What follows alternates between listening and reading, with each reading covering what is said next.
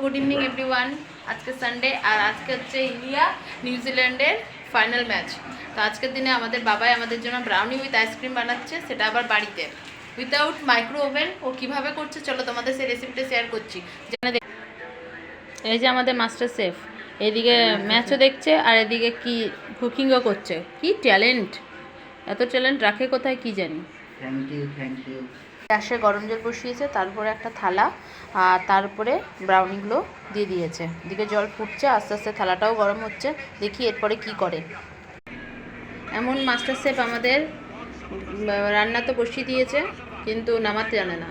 আরে গরম লেগে যাবে হাতে।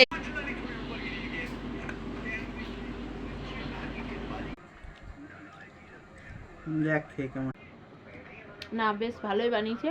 তো আমরা এটা এনজয় করি, এনজয় করতে করতে ম্যাচ দেখি। আর তোমরাও ম্যাচ দেখো। টাটা।